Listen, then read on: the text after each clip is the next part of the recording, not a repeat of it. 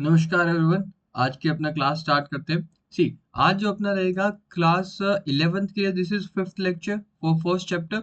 And for class 10th this is actually starting of chapter number 2। ठीक है, एक बार मैं दिखा भी देता हूँ आपको।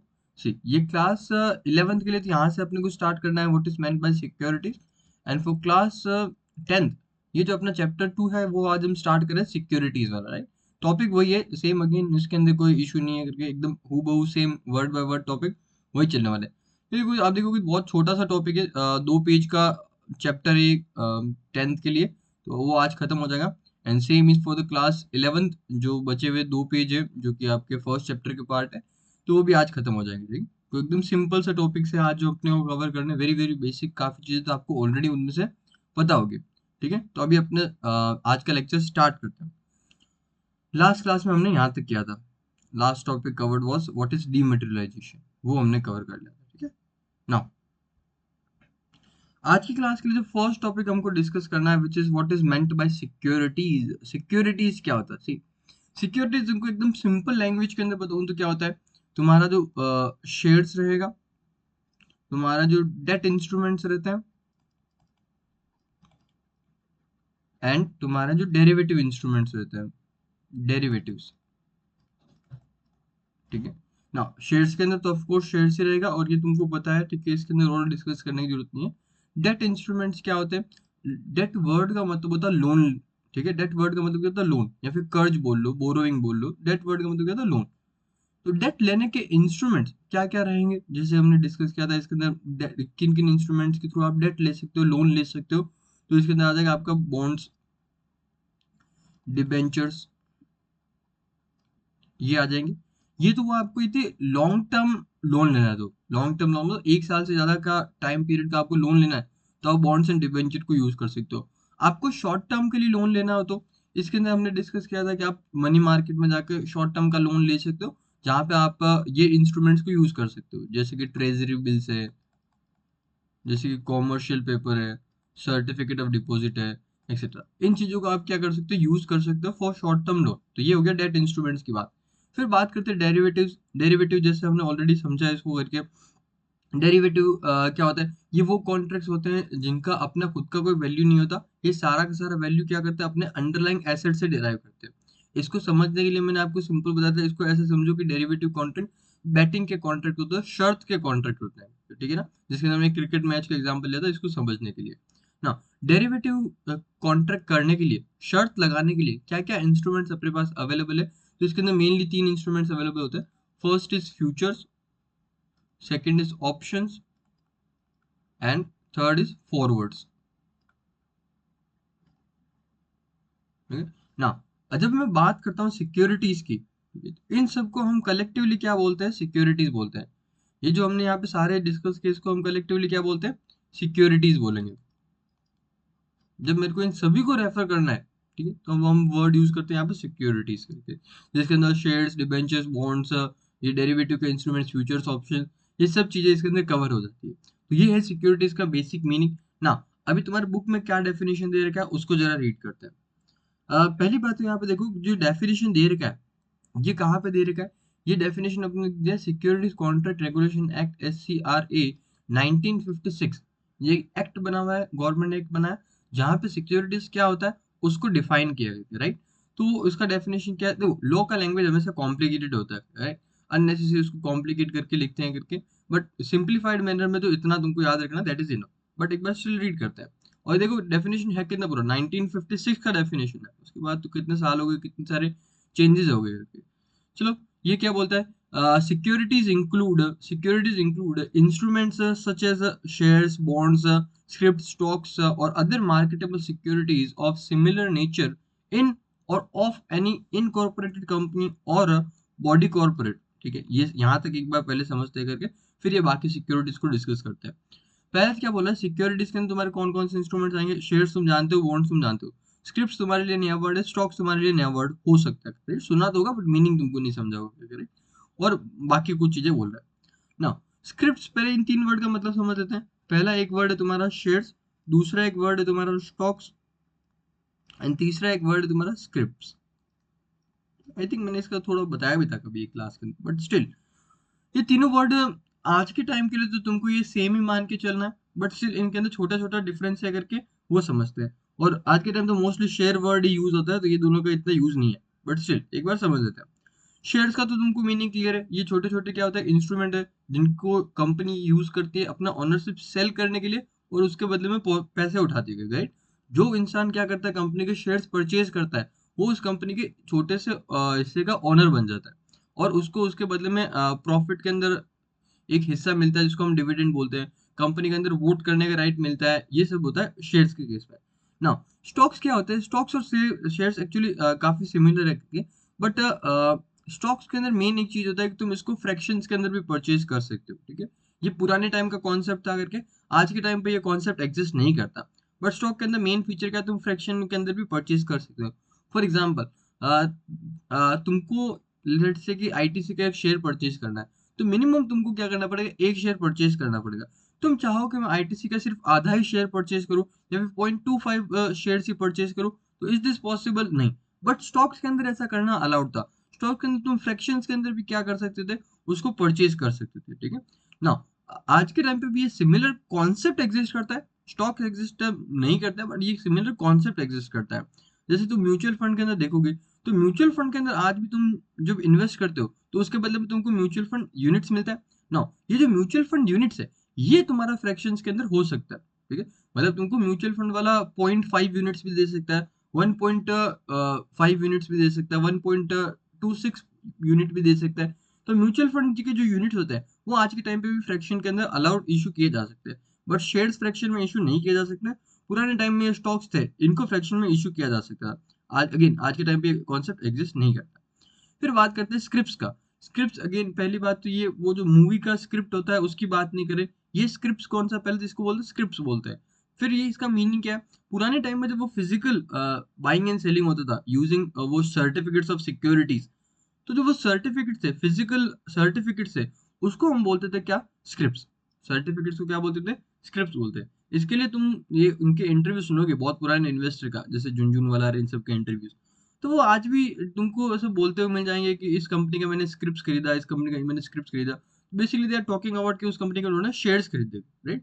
तो जैसे मैंने बोला स्टॉक्स और स्क्रिप्ट्स आज के टाइम पे ज़्यादा पॉपुलर वर्ड यूज़ नहीं होते करके, बट शेयर्स वर्ड तुम्हारा यूज़ होता है। बट तुम आज भी देखोगे अपना इसको हम बोलते हैं शेयर मार्केट या फिर तुम स्टॉक एक्सचेंज बोलते हो, स्टॉक मार्केट भी बोलते हो, करेक्ट?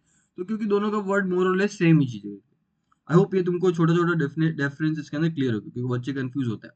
ना फिर आगे चलूँ मैं क्या ये है जो other marketable securities of similar nature, ये जो इन इन तरह की कोई अदर सिक्योरिटी है करके, ये बेसिकली एक्सेट्रा वाला पॉइंट होता है ना कि बाकी सब कुछ एक्सेट्रा, ठीक है? तो ये वो वाला पॉइंट है। कोई अदर यदि मार्केटेबल सिक्योरिटी ऐसी इस नेचर की, तो उनको भी हम क्या बोलेंगे, सिक्योरिटी की डेफिनेशन में इंक्लूड करेंगे ना। नहीं, ये क्या बोलता है कि ये जो सिक्योरिटी अदर जो सिक्योरिटी है वो कहाँ पे हो सकती है, किसी भी इनकॉर्पोरेट कंपनी या फिर बॉडी कॉर्पोरेट की हो सकती है। Incorporated company or body corporate में क्या डिफरेंस है जरा समझते हैं, राइट? नाउ इनकॉर्पोरेटेड कंपनी का तो सिंपल मतलब है कोई भी कंपनी है तो उसको हम इनकॉर्पोरेट कंपनी बोल सकते हो, ठीक है? इनकॉर्पोरेट कंपनी का मतलब जो रजिस्टर्ड कंपनी है, प्रॉपर लिस्टेड कंपनी है करके, राइट? उसको हम बोलते हैं इनकॉर्पोरेटेड कंपनी। तो ये तो हुआ कंपनी का भी नहीं, ये तो सिंपली आप समझो कि ये कोई कंपनी है। बॉडी कॉर्पोरेट क्या होता है, किस तरह समझते हैं?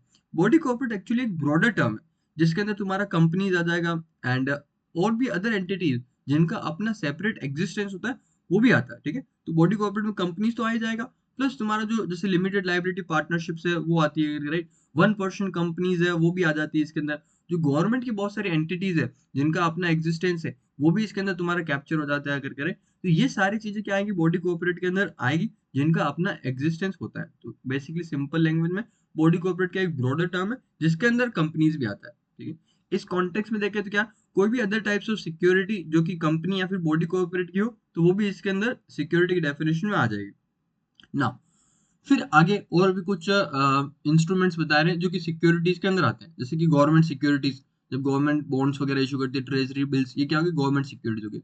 डेरिवेटिव ऑफ सिक्योरिटी जिसके अंदर फ्यूचर्स, ऑप्शंस एंड फॉरवर्ड्स आ जाएंगे, तो उनको बोलेंगे derivative securities. And units of collective investment scheme ना, ये क्या है, आज के टाइम पे म्यूचुअल फंड चलते हैं ना, तो पुराने टाइम में मोस्टली ये चलते थे, राइट? इसको तो म्यूचुअल फंड की तरह समझो ना। होता क्या था यहाँ पे, सेम म्यूचुअल फंड की तरह काम करते थे, तुमसे पैसे कलेक्ट करते थे और आगे अपना पैसा इन्वेस्ट करते थे। बट पहले ये इन्वेस्ट कहाँ पे करते थे, जो ट्रेडिशनल एसेट्स है जैसे एग्रीकल्चर है, रियल एस्टेट है, वहां पे ये लोग अपना पैसा इन्वेस्ट करते थे, राइट? इनको बोलते क्या, units of collective investment scheme, bracket में चाहे तो लिख लेना mutual fund, similar to mutual fund, ठीक है? देन क्या बोलता है, interest in rights in the securities, ये भी क्या आएगा, सिक्योरिटी की डेफिनेशन में आएगा। मीनिंग जब भी तुम सिक्योरिटी परचेज करते हो, जैसे कि तुमने शेयर परचेज किया तो वहां पे तुमको डिविडेंड का राइट मिलता है, वोटिंग का राइट मिलता है। फिर तुम, यदि तुमने बॉन्ड्स या फिर डिबेंचर परचेज किया तो वहां पे तुमको इंटरेस्ट रिसीव करने का राइट मिलता है। तो ये जो तुम्हारे राइट्स है, ठीक है, ये जो तुम्हारे इसके अंदर इंटरेस्ट है, राइट्स है, ये सब भी क्या रहेगा, सिक्योरिटी का डेफिनेशन का पार्ट रहेगा ना। फिर आता है सिक्योरिटी रिसिप्ट और any other instrument so declared by the central government. पहले सिक्योरिटी रिसिप्ट क्या होता है, ये बैंकिंग इंडस्ट्री के अंदर एक आपका सिक्योरिटी एग्जिस्ट करता है, बस अभी के लिए इतना समझो इसको। फिर ये वाला लास्ट लाइन क्या बोलता है, एनी अदर इंस्ट्रूमेंट जो कि गवर्नमेंट ने डिक्लेयर किया एज अ सिक्योरिटी, वो भी क्या रहेगा, एज अ सिक्योरिटी रहेगा। ये अगेन वो कौन सा वाला पॉइंट है, एक्सेट्रा वाला पॉइंट है, कि और भी यदि कोई ऐसा इंस्ट्रूमेंट है जिसको government as a security define करता है, तो वो भी सिक्योरिटी की डेफिनेशन में आएगा। तो आई होप ये सिक्योरिटीज वाला तुमको टॉपिक का एकदम एब्सोल्युटली समझ आया होगा। ये सिंप्लीफाइड लैंग्वेज में समझा, फिर हमने डेफिनेशन को वन बाय वन वर्ड समझे करके, राइट? ये तुम्हारा एससीआर एक्ट का डेफिनेशन है, इसके लिए थोड़ा कॉम्प्लिकेटेड लगता है, बट हमने इसको एकदम सिंपल किया करके सारे वर्ड को समझाया करके, राइट? अभी इसमें आगे चलते हैं। सी, अभी इसमें ये जो चीज है ना, आगे फर्दर एग्जैक्ट डेफिनेशन जो कि एक्ट के अंदर दे रखा है, ये आपको रीड करने की जरूरत नहीं है, ठीक है? 10th क्लास के अंदर तो ये डेफिनेशन दे ही नहीं रखा, और 11th क्लास के अंदर आपको रीड करने की जरूरत नहीं है। यदि आपने ये वाला चीज समझ लिया तो दैट इज इनफ, ठीक है? बस इसी को और थोड़ा जो एग्जैक्ट लैंग्वेज है वो यूज करके यहाँ पे दिया है, कुछ अलग नहीं है, ठीक है? हाँ, चलो अभी आगे चलते हैं। Next is what is the function of securities market, ठीक है? पहले देखो यहाँ पे तो वर्ड कौन सा यूज किया, तुम्हारा सिक्योरिटीज मार्केट वर्ड यूज किया, ना कि शेयर मार्केट। क्या वर्ड यूज किया यहाँ पे, security market. Because again securities market क्या होता है, ब्रॉडर टर्म होता है, राइट? जैसे हमने देखा सिक्योरिटीज क्या है, सिक्योरिटीज नॉट जस्ट शेयर्स, इसके अलावा भी इसके अंदर बहुत सारे other types of securities include होते हैं, बॉन्ड्स, डिबेंचर्स, डेरिवेटिव के सिक्योरिटीज, ये सब। इनको हम कलेक्टिवली क्या बोलते थे, सिक्योरिटीज बोलते थे। इन इंस्ट्रूमेंट्स को कलेक्टिवली क्या बोलते थे, सिक्योरिटीज बोलते थे। वैसे ही यहाँ पे जब सिक्योरिटी मार्केट की बात होती है, तो we are not just talking about share market, इसके अलावा भी कुछ टाइप्स के मार्केट इसके अंदर इंक्लूड होते हैं, जिनको हम कलेक्टिवली क्या बोलते हैं, सिक्योरिटीज मार्केट बोलते हैं। जैसे कि एक तो तुम्हारा शेयर मार्केट रहेगा, फिर तुम्हारा इसके अंदर कमोडिटीज मार्केट रहेगा करके, राइट? फिर तुम्हारा बॉन्ड्स एंड डिबेंचर्स ट्रेड करने के लिए डेट मार्केट रहता है करके, डेरिवेटिव मार्केट रहता है। इन सबको हम कलेक्टिवली क्या बोलते हैं, सिक्योरिटीज मार्केट बोला करते हैं। आई होप ये मीनिंग क्लियर होगा ना। अब इसका फंक्शन क्या होता है, सिक्योरिटीज मार्केट का मेन फंक्शन क्या होता है, वो जरा डिस्कस करते हैं। देखो हालांकि इसके अंदर सिक्योरिटी मार्केट के अंदर इतने सारे टाइप्स ऑफ मार्केट कवर हुए, बट मेनली ये जो बात करता है वो बात करता है from the point of view of share market. तो इसको एक बार समझते हैं। नाउ सिक्योरिटी मार्केट का जो मेन फंक्शन है दैट इज कि जो इशूअर है, जिसको क्या चाहिए, पैसे चाहिए, एंड जो इन्वेस्टर है, जिसके पास क्या एक्स्ट्रा पैसा पड़ा है और जिसको इन्वेस्ट करना है, राइट? इनको मेनली मिलाने का काम करता है, इनके लिए एज अ ब्रिज की तरह ये काम करता है, राइट? इसको पैसे चाहिए, इसको पैसे इन्वेस्ट करने हैं, तो इन दोनों को मिलाने का काम कौन करता है, सिक्योरिटीज मार्केट करता है। ये इनका एक सबसे इंपॉर्टेंट काम है। अब इसको एक बार देखते हैं। Securities market is a place where buyers and sellers of securities can enter into transaction to purchase and sell shares, bonds, debentures, etc. Security market एक ऐसी जगह है जहां पे तुम क्या कर सकते हो, बायर्स आते हैं, सेलर्स आते हैं, एंड वो लोग क्या कर सकते हैं, सिक्योरिटीज जो है उनको बाइंग एंड सेलिंग कर सकते हैं। ये किसके अंदर होता है, सी, अभी इसको मैं सिक्योरिटी मार्केट को बेसिकली मैं दो पार्ट्स में क्लासिफाई कर सकता हूँ। पहला तो क्या हो गया, प्राइमरी मार्केट, दूसरा हो गया तुम्हारा सेकेंडरी मार्केट। प्राइमरी मार्केट में क्या रहेगा, जो कंपनीज आती है और वो क्या करता है, न्यू सिक्योरिटीज को इशू करती है और उसके बदले में पैसा उठाती है, that would be part of primary market, जहां पे ट्रांजेक्शन हो रहा है between company and the investor.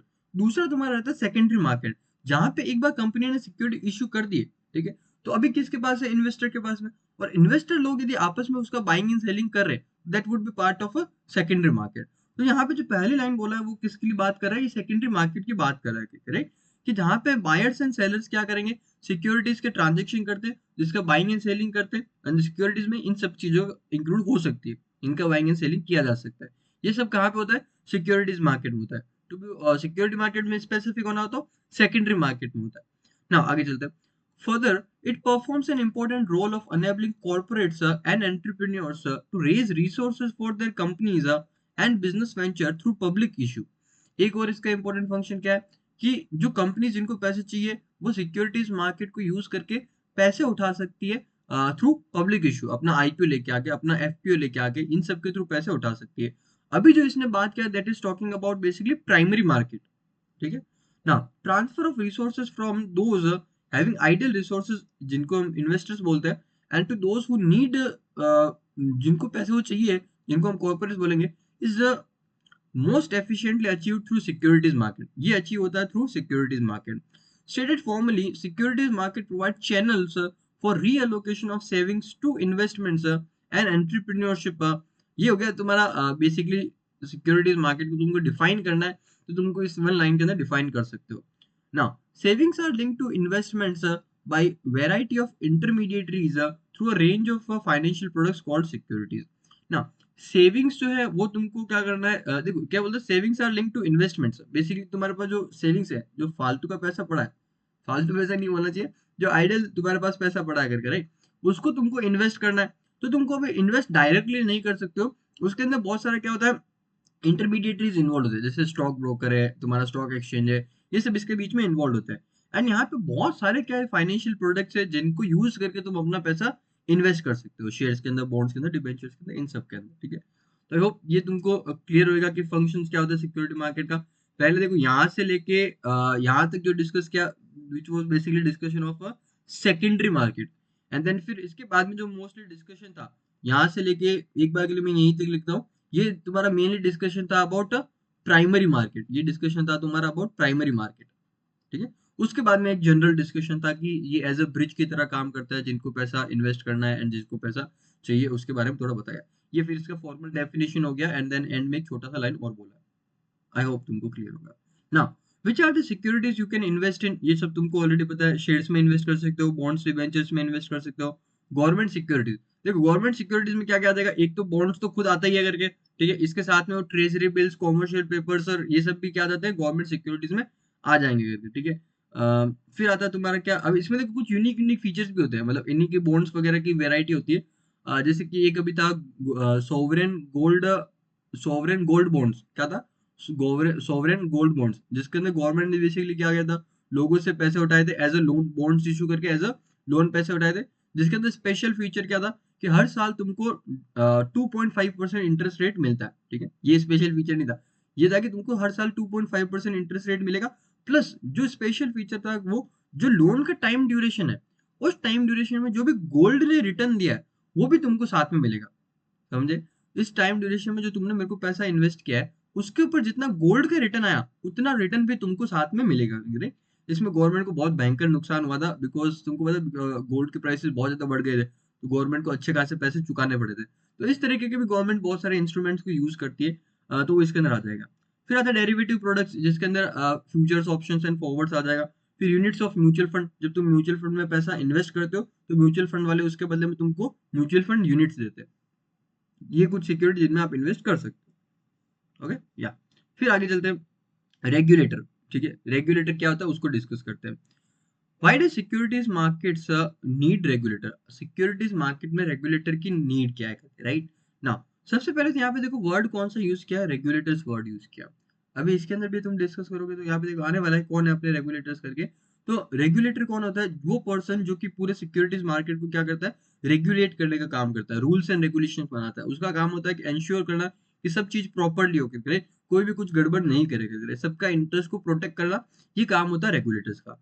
इसके अंदर सिक्योरिटीज मार्केट का सबसे मेन रेगुलेटर कौन है, दैट इज सेबी। सबसे मेन रेगुलेटर कौन है, सेबी रेगुलेटर है, securities exchange board of India. उसके अलावा भी कुछ थोड़े बहुत रेगुलेटर्स है जिनका लिमिटेड रोल होता है, बट मेन रोल किसका होता है, सेबी का रोल होता है। तो अभी इसको यहाँ पे डिस्कस करते हैं कि अभी अब ये टॉपिक है कि अपने को वाई, हमको सिक्योरिटीज मार्केट का अंदर रेगुलेटर का नीड क्यों है, ये जरा समझते हैं। तो यहाँ पे देखो, the absence of conditions of perfect competition in the security market makes the role of a regulator extremely important. Now, ये परफेक्ट कंपटीशन का एब्सेंस जिसकी वजह से अपने को सिक्योरिटीज मार्केट में रेगुलेटर का नीड है। तो ये परफेक्ट कंपटीशन होता क्या है, ये बेसिकली इकोनॉमिक्स का टर्म है जो कि यहाँ पे यूज किया है। परफेक्ट कंपटीशन का मतलब होता है कि ऐसा मार्केट है जहाँ पे जितने भी बायर्स हैं या फिर सेलर्स हैं, उनको सारा का सारा इंफॉर्मेशन पता है, जितना भी मार्केट के अंदर हो रहा है सब कुछ उनको पता है, राइट? किसी को भी कोई एक्स्ट्रा इन्फॉर्मेशन पता नहीं है, किसी को ऐसा नहीं कुछ कम इन्फॉर्मेशन पता नहीं है। एक तो ये अज्यूम करता है यहाँ पे। फिर दूसरा यहाँ पे अज्यूम करता है कोई भी मोनोपोली नहीं है, राइट? जितने भी यहाँ पे सेलर्स वगैरह, जितने भी यहाँ पे वो सेलर्स वगैरह रहेंगे, वो मोर और लेस क्या इक्वल है, कोई मोनोपोलीज नहीं, किसी का एक का कोई दबदबा नहीं है, राइट? तो इस तरीके की कुछ ये अजम्पशंस लेता है जो कि ऑफ कोर्स अनरियलिस्टिक है, ऐसा होता नहीं है करके। तो बिकॉज ऐसा परफेक्ट कंपटीशन एग्जिस्ट नहीं करता, परफेक्ट कंडीशंस एग्जिस्ट नहीं करता। Some people have like more information, कुछ लोगों को इनसाइडर इन्फॉर्मेशन भी होता है करके, राइट? कुछ लोगों को ऐसा सिक्योरिटीज मार्केट की बहुत ज्यादा नॉलेज नहीं होता करके, राइट? कुछ लोगों का मेलिशियस इंटेंट होता है, कुछ लोगों के पास पैसे इतने होते हैं कि वो मार्केट को पूरा मैनिपुलेट कर सकते हैं, जैसे कि कुछ कंपनी स्ट्राइक करती भी है, जेन स्ट्रीट, जेपी मॉर्गन करके। तो ऐसी चीजों का ना होना, ठीक है, ऐसी चीजें नहीं हो, कोई गड़बड़ नहीं करे, इसके लिए यहाँ पे अपने को क्या है, रेगुलेटर की नीड है। तुम देखो कि 1992 के अंदर जब सेबी आया था, तो उसके बाद से उन्होंने बहुत अच्छे काम किए करके। पर 1992 से पहले बहुत ही ज्यादा क्या था, अनस्ट्रक्चर्ड मैनर में ये सब चीजें ऑपरेट करती थी।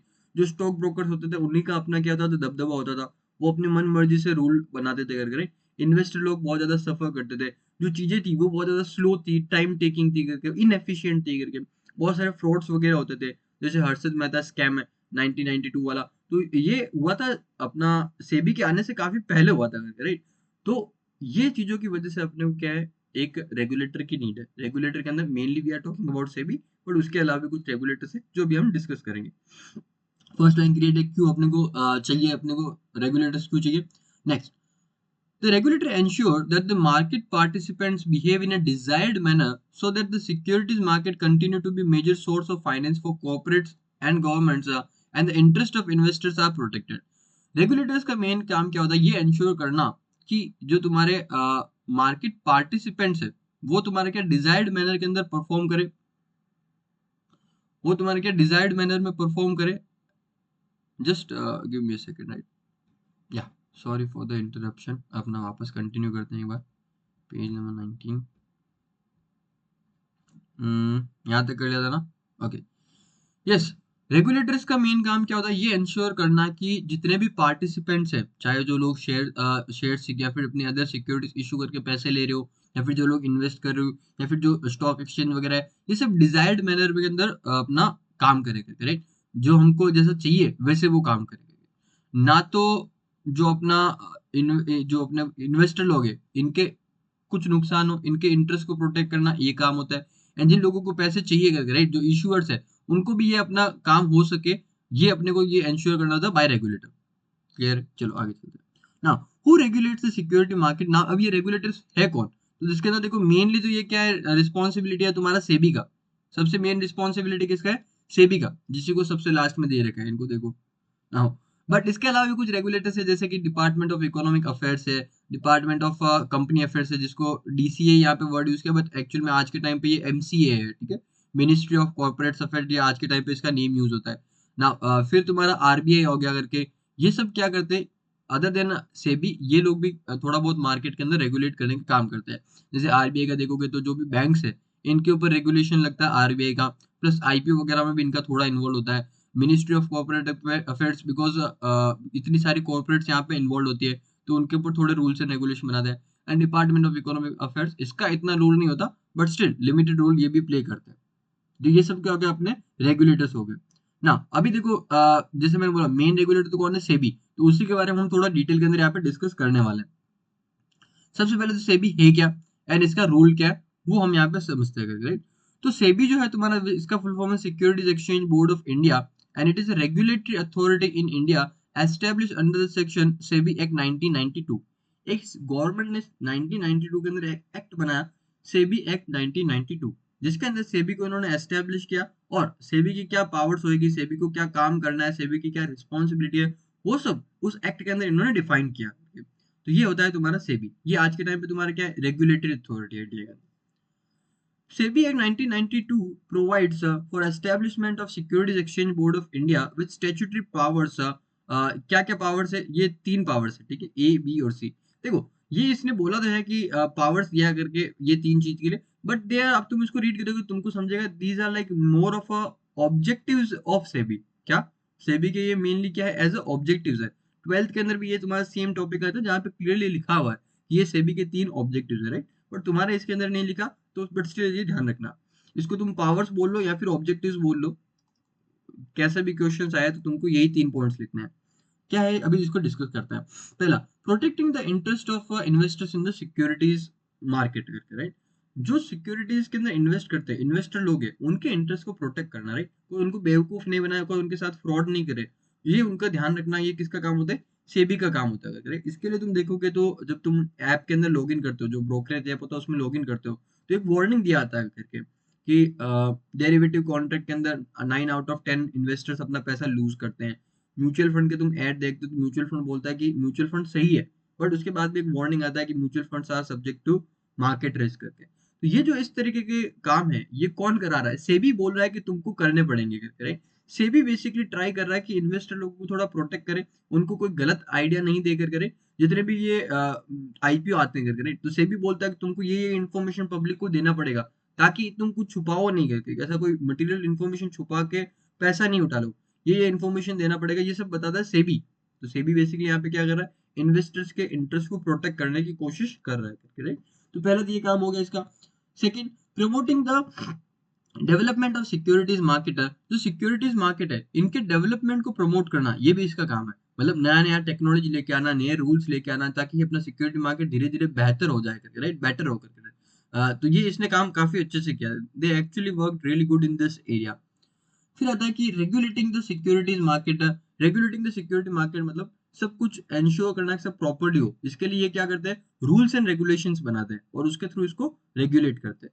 ये इसके तीन मेन क्या हो गए? पावर्स हो गए, या फिर तुम इसको बोल सकते हैं तीन मेन ऑब्जेक्टिव्स हो गए जो कि इसको करने होते हैं करके, या फिर रिस्पॉन्सिबिलिटीज भी बोल सकते हो, जो वर्ड चाहे उसको यूज कर लेना। Now, its regulatory jurisdiction extend over corporates in issuance of capital and the transfer of securities, in addition to all the intermediaries and the person associated with the security market. क्या बोलता है कि सेबी के जो powers है वो किन किन के ऊपर एप्लीकेबल है? तो जितने भी कॉर्पोरेट्स है, जितनी भी कंपनीज है जो कि सिक्योरिटी इशू करके पैसे उठा रही है, उनके ऊपर इसकी पावर्स रहेगी। प्लस जितनी भी इंटरमीडिएटरीज है, जिसके अंदर तुम्हारे स्टॉक एक्सचेंजेस आ जाएंगे, एनएससी बीएससी, तुम्हारे स्टॉक ब्रोकर्स आ जाएंगे, सब ब्रोकर्स आ जाएंगे, ये सब के ऊपर भी क्या रहेगा? सेबी की अथॉरिटी रहने वाली है करके। एंड और भी लोग यदि जो सिक्योरिटी मार्केट से एसोसिएटेड है, वो लोग भी यहाँ पे क्या इसके अंदर कवर हो जाएंगे। SEBI has been obligated to perform the aforesaid functions by such measures as it thinks fit। ठीक है, क्या बोल रहा है कि सेबी को जैसे चाहिए, जैसे उनको सही लगता है, वो अपना तरीके से उन फंक्शंस को परफॉर्म कर सकता है जो हमने यहाँ पे उनको दिए है करके। इन particular it has powers for. अभी देखो यहाँ पे क्या डिस्कस कर रहे हैं? पावर्स डिस्कस कर रहे हैं सेबी का। तो यहाँ पे जो मेनली हमने डिस्कस किया था वो क्या था? ऑब्जेक्टिव्स था, या फिर इसको तुम बोल सकते हो फंक्शंस बोल लो, या फिर रिस्पॉन्सिबिलिटी बोल लो, जो मर्जी बोल लो। Responsibility, okay. तो ये तुम वर्ड यूज कर सकते हो, ये इन तीन जो पॉइंट्स हमने यहाँ पे डिस्कस किया। अभी हम डिस्कस कर रहे हैं सेबी की पावर्स क्या है जिनको वो यूज कर सकता है। पहला, regulating the business in stock exchange and in any other security market. जैसे बोला बोला कि तुम्हारा जो सिक्योरिटीज मार्केट एक ब्रॉड टर्म है, जिसके अंदर तुम्हारा स्टॉक एक्सचेंज या फिर शेयर मार्केट, ये एक वन ऑफ द मार्केट है, राइट। तो जो तुम्हारा स्टॉक एक्सचेंज एंड जो अदर सिक्योरिटी मार्केट होते हैं, उनके अंदर भी ये सेबी क्या कर सकता है? रेगुलेट कर सकता है। रेगुलेटिंग बिजनेस मतलब ट्रांजेक्शंस, जो ट्रांजेक्शंस हो रहे हैं, जो एंटिटीज इन्वॉल्व है, उन सबको यहाँ पे रेगुलेट किया जा सकता है। इन securities market, sorry, in stock exchange and जो भी other types of security market है, जैसे कि डेट मार्केट है, कमोडिटी मार्केट है, डेरिवेटिव मार्केट है, इन सब के अंदर भी सेबी रेगुलेट कर सकता है। Done. Now, registering and regulating the working of stock brokers and सब ब्रोकर्स। जो तुम्हारे स्टॉक ब्रोकर्स है एंड जो सब ब्रोकर्स है उनके, राइट, इनको अपने अंडर क्या करता है? रजिस्टर कराता है एंड उनको रेगुलेट करता है, इनके लिए रूल्स एंड रेगुलेशन बनाता है करके, जो 12th क्लास के अंदर हम डिटेल में पढ़ते भी है करके। तो स्टॉक ब्रोकर्स जैसे कि एंजल वन, जीरोदा हो गया, ग्रो हो गया, ये सब क्या, मोतीलाल ओसवाल हो गया, ये स्टॉक ब्रोकर्स के नेम है। एंड सब ब्रोकर्स क्या होते हैं? उनके एजेंट्स, राइट। इनको रेगुलेट कौन करता है? सेबी। फिर promoting and regulating self regulatory organisation. Self regulatory organisation क्या होती है जरा समझो। वो ऑर्गेनाइजेशन जो खुद को ही क्या करती है? रेगुलेट करती है, खुद के लिए अपने रूल्स वगैरह बनाती है और उसके अकॉर्डिंग काम करती है।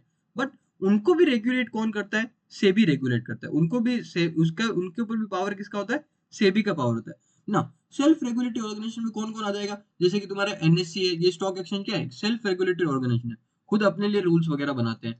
फिर एमसीएक्स है, ये हो गया तुम्हारा कमोडिटीज एक्सचेंज हो गया, फिर जैसे association of mutual fund industry है। तो ये सब क्या हो गया, ये कुछ सेल्फ रेगुलेटरी ऑर्गेनाइजेशन के एग्जांपल्स है जिनके ऊपर सेबी का पावर चलता है।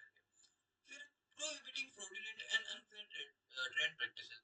सेबी ने क्या, जो fraudulent and unfair trade practice है इनको प्रोहिबिट किया, मतलब बैन किया है कि तुम नहीं कर सकते। Unfair trade practice, fraudulent activities, ये क्या होती है बेसिकली, जहां पे उस पर्सन का इंटेंशन होता है कि किसी को धोखा देके हम उससे बेनिफिट ले लेगा, राइट। तो ऐसी यदि कोई एक्टिविटी है तो उसको सेबी ने क्लियरली बैन किया है। For example unfair trade practice का तुमको एग्जांपल दूं तो जितने भी ये स्टॉक ब्रोकर्स होते हैं या फिर जो कंपनीज वगैरह होती है, म्यूचुअल फंड वाले होते हैं, राइट, वो किसी को ऐसा प्रॉमिस नहीं कर सकते कि हम आपको शेयर मार्केट में लेट से 20% का रिटर्न जनरेट करके देंगे। ऐसा गारंटी नहीं दे सकते हो। यदि ऐसा कोई देता है तो उसको सेबी प्रोहिबिट करता है, सेबी उसको पनिश कर सकता है, राइट, क्योंकि अनफेयर ट्रेड प्रैक्टिस के अंदर आता है। कोई भी ऐसे गारंटी कैसे दे सकता है कि हम आपको शेयर मार्केट में 20% रिटर्न कमा के देंगे ही देंगे, गारंटी दिया ही नहीं जा सकता। तो यदि कोई ऐसा पर्सन कर रहा है तो बेसिकली आपको धोखा दे रहा है। अनफेयर ट्रेड प्रैक्टिसेस है जिनको सेबी प्रोहिबिट करता है। आगे चलते हैं। फिर लास्ट में सेबी का एक और पावर क्या है, सेबी जब चाहे जिससे चाहे क्या वो उससे क्या कर सकता है, इंफॉर्मेशन मंगवा सकता है, उसका इंस्पेक्शन कर सकता है, उसके इंक्वायरीज उससे कर सकता है, ऑडिट कर सकता है किसका, स्टॉक एक्सचेंजेस का, इंटरमीडिएटरी का, self regulatory organisation, mutual funds and other person associated with the security market. तो सेबी बेसिकली क्या कर सकता है, किसी से भी इंफॉर्मेशन ले सकता है, उसका इंस्पेक्शन कर सकता है, इंस्पेक्शन का मतलब उसका डिटेल्ड सब चीजें चेक कर सकता है वो करके सेबी खुद से, इंक्वायरीज कर सकता है। इंक्वायरी थोड़ा बस पूछताछ, ये इंक्वायरीज होता है, राइट। एंड ऑडिट क्या होता है ये जरा समझना। ऑडिट क्या क्या होता है, कंपनीज का डिटेल्ड चेकिंग कि उन्होंने रूल्स के साथ कंप्लाई किया है कि नहीं किया करके, राइट। एंड ऑडिट वगैरह जनरली कौन करता है, चार्टर्ड अकाउंटेंट्स लोग ऑडिट करते हैं, जिसके अंदर क्या देखते हैं कि रूल्स वगैरह के साथ कंप्लाई हुआ है या नहीं हुआ, अकाउंट्स जो आपने बनाए वो प्रॉपर है या नहीं है, प्लस जो रिस्क वगैरह है वो कंपनी के अंदर क्या है, ये सब चीजों के ऊपर ऑडिटर अपना कमेंट देता है करके। आई होप आपको ये क्लियर होगा। आगे चले। नाउ नेक्स्ट इज की who are the participants in securities market. Security market में पार्टिसिपेंट्स कौन होते हैं, तो तीन ही पार्टिसिपेंट्स होता है। पहला तुम्हारा इश्यूअर ऑफ सिक्योरिटीज, जो कि सिक्योरिटीज इश्यू करता है और पैसे उठाता है मार्केट से। दूसरा हो जाएगा तुम्हारा इन्वेस्टर्स, जो कि क्या करते हैं, इन्वेस्टर्स इन सिक्योरिटीज, जो कि आप लोगों को पैसे देते हैं, जो कि हम लोग रहेंगे इन्वेस्टर्स। एंड थर्ड रहेगा इंटरमीडिएटरीज, जिसके अंदर तुम्हारा कौन आ जाएगा, जो भी स्टॉक एक्सचेंज है, तुम्हारे जो स्टॉक ब्रोकर्स है करके, मर्चेंट बैंकर्स है, ये सब क्या आ जाएंगे तुम्हारा एज अ इंटरमीडिएटरी बोलेंगे, राइट, मिडिल मैन की तरह काम करते हैं, जो कि हम दोनों को हेल्प करते हैं, इशूअर को भी एंड इन्वेस्टर को भी। नाउ मर्चेंट बैंकर्स के लिए मैंने तुमको बताया, इसके लिए जो इसको तुम इस इन्वेस्टमेंट बैंकर्स भी बोल सकते हो, क्या, इन्वेस्टमेंट बैंकर्स भी बोल सकते हो, right? ये मेनली आईपीओस वगैरह के अंदर काम आते हैं। आज के टाइम पे तुम देखोगे पॉपुलरली प्रैक्टिस के अंदर इन्वेस्टमेंट बैंकर ये ज्यादा वर्ड यूज आता है, पर तुम्हारे बुक के अंदर हर जगह ये मर्चेंट बैंकर वर्ड यूज कर रखा है। ये मर्चेंट बैंकर इन्वेस्टमेंट बैंकर्स कौन कौन होते हैं वो एक बार देख लेते हैं। जैसे जेपी मॉर्गन, ये कंपनी का नाम तुमने सुना होगा, बहुत बड़ी कंपनी है। Morgan Stanley, JP Morgan, Morgan Stanley, Goldman सैक्स, फिर तुम्हारा Kotak capital, Kotak capital and और भी बहुत सारी कंपनी, और भी बहुत सारे, सिटी ग्रुप, ये सब क्या है, ये कुछ बड़े बड़े इन्वेस्टमेंट बैंकिंग के कुछ नेम बताए, जिनका मेन काम क्या होता है, आईपीओस वगैरह लेके आना, जिनके अंदर वो कंपनीज को हेल्प करते हैं किस तरीके से आप पैसा उठा सकते हो, बिजनेस का वैल्यूएशन करना, ये सब इनका काम होता है। फिर मर्जर एंड एक्विजिशंस होते हैं, तो उनके अंदर इनका बहुत बड़ा रोल होता है करके, राइट। तो मैं इनके लिए इसके लिए स्पेशली बता रहा हूँ, बिकॉज ये कुछ ऐसी कंपनीज है जिनके अंदर जो भी फाइनेंस के प्रोफेशनल्स है, फाइनेंस के एक्सपर्ट लोग होते हैं, वो जाने के लिए यहाँ पे डिजायर करते हैं, राइट। इनके लिए एज ए ड्रीम रोल होता है वहां पे जाके काम करना इन कंपनीज के अंदर, बिकॉज एक तो ये हाई पेइंग जॉब्स आपको देते हैं, बहुत पैसा देते हैं। स्टार्टिंग पैकेज आपको 20 लाख के आसपास का पैकेज आपको मिल जाता है। एंड यहाँ पे काम जो होता है वो भी बहुत ही एक्साइटिंग वर्क रहता है, राइट। इसके लिए मैंने थोड़ा बताया बिकॉज आप फाइनेंस स्टूडेंट हो, और हो सकता है आप आगे चल के इन कंपनीज में जाओ, तो आपको पता होना चाहिए कि कितना यहाँ पे अच्छा आपके लिए स्कोप है। आगे चले। Now, while the corporates and government raise resources from the securities market to meet their obligation, it is the household and the other corporates and financial institutions that invest their saving in the security market. तो पहले तो यहाँ पे क्या बोला, तीन category of participant है, issuer, फिर तुम्हारा इन्वेस्टर्स, एंड फिर थर्ड बीच में रहेगा इंटरमीडिएटरीज। यहाँ पे फिर नेक्स्ट क्या बोलता है कि कॉर्पोरेट्स क्या करते हैं, तुम्हारा पैसा उठाते हैं, कॉर्पोरेट्स एंड गवर्नमेंट क्या करती है, पैसा उठाती है, बट इसके अंदर इन्वेस्ट कौन करता है, हाउस होल्ड। हाउस होल्ड का मतलब हम लोग जो रिटेलर्स रहेंगे उनको हाउस होल्ड बोलते हैं। एंड जो कॉर्पोरेट्स जिनके पास एक्स्ट्रा पैसा वो लोग भी इन्वेस्ट कर सकते हैं, जैसे एल वगैरह बहुत इन्वेस्ट करती है। फिर फाइनेंशियल इंस्टीट्यूशन जैसे अपने म्यूचुअल फंड्स वगैरह, ये लोग भी आईपीओ वगैरह में इन्वेस्ट करके कंपनीज को पैसा दे सकती है। फिर आगे चलते हैं इसके अंदर नेक्स्ट टॉपिक पे। आई होप ये छोटा सा टॉपिक क्लियर होगा आपको। नेक्स्ट क्या है कि is it necessary to transact through intermediary? जो इंटरमीडिएटरी है जैसे स्टॉक ब्रोकर्स है, इनके थ्रू अपने को क्या ट्रांजैक्शन करना नेसेसरी है, क्या क्या जरूरी है, क्या क्या करें?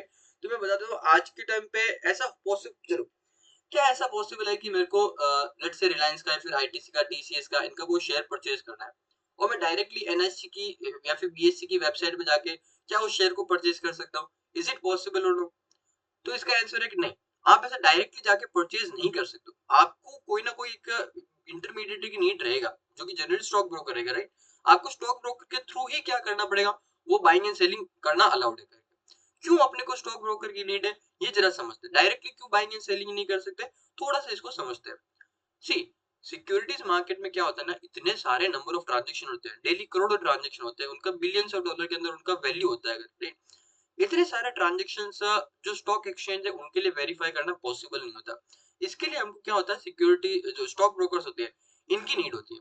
स्टॉक ब्रोकर्स क्या होते हैं, जब आप अपना अकाउंट स्टॉक ब्रोकर के पास खुलवाते हो तो वो क्या करता है, स्टार्टिंग से आपके क्या सारा डिटेल मेंटेन करके चलता है। आपका पैन कार्ड, आपका आधार कार्ड, आपका बैंक डिटेल्स, ये सारा इन्फॉर्मेशन अपने पास वो रखता है करके, राइट?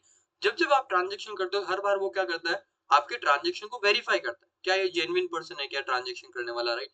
आपका क्रेडिट वर्दीनेस वगैरह ये सब चीजें चेक करता है, फिर ये आपको ट्रांजेक्शन करने के लिए अलाउ किया जाता है, राइट?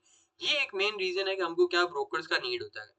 फिर ब्रोकर आपको क्या अदर सर्विसेज भी प्रोवाइड करता है, जैसे आपको एडवाइजरी सर्विस प्रोवाइड करता है, आपको ब्रोकरेज ऐप पे आपको सारा टाइप का न्यूज मिलता है, राइट? सारा इन्फॉर्मेशन आपको एक जगह, एनालिसिस बहुत सारा मिल जाता है। इसके लिए भी अपने को ब्रोकर्स का नीड होता है, समझ गए? तो आज के टाइम पे क्या इनके थ्रू ट्रांजैक्शन करना नेसेसरी है क्या? Yes, absolutely it is mandatory to उनके थ्रू ट्रांजैक्शन करना। आप उनको बाईपास करके डायरेक्ट ट्रांजैक्शन नहीं कर सकते। तो अभी देखो यहाँ पे क्या लिखा है, it is advisable to conduct transaction through an intermediary.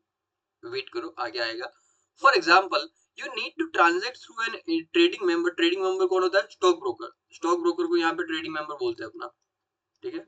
Stock broker mostly तुम्हारा book trading member word use करता है, कभी कभी स्टॉक ब्रोकर वर्ड भी यूज करता है, बट दोनों चीज सेम ही है, ठीक है? You need to transact through a trading member or stockbroker of a stock exchange if you intend to buy or sell any security on the stock exchange. This is mandatory as per SCRA Security Contract Regulation Act करके। देखो क्या बोलता है, starting में बोलता है advisable है कि इंटरमीडिएट थ्रू ट्रांजेक्शन करो, बाद में बोलता है कि SCRA जो एक्ट है उसके थ्रू ये मैंडेटरी है कि आपको क्या करना पड़ेगा, जो ट्रेडिंग मेंबर है उसी के थ्रू बाइंग और फिर सेलिंग करना रहेगा, जो कि मैंने तुमको एक्सप्लेन किया था, राइट? अभी आगे चले।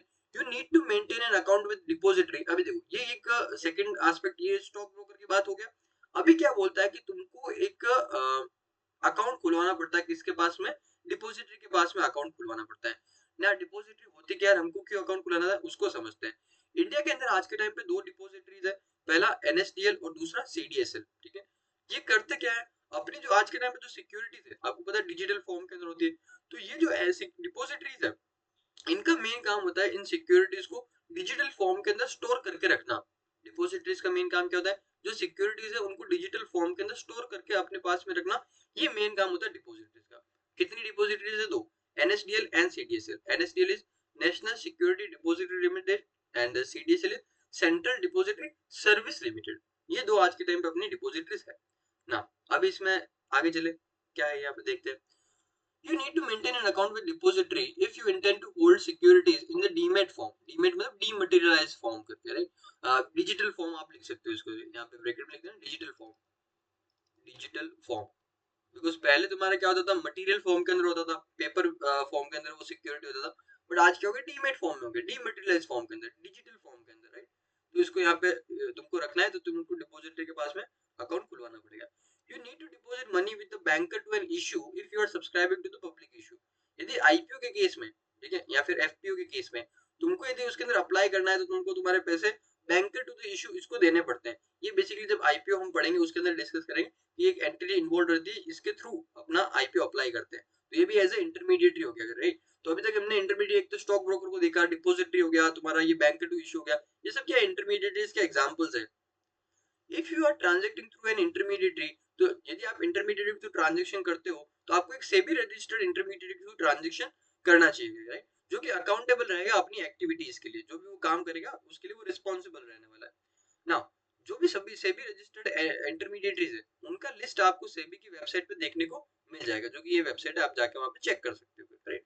तुमको समझा क्या क्या इंटरमीडिएटरीज मेनली कौन से तीन इंटरमीडिएटरीज है? पहला तो ट्रेडिंग मेंबर जिसको हम स्टॉक ब्रोकर बोलते हैं, दूसरा डिपॉजिटरी, एंड तीसरा तुम्हारा यहाँ पे रहा रजिस्ट्रार टू एन इशू, नहीं sorry banker to an issue, correct. किधर चला गया, हाँ बैंकर टू एन इशू।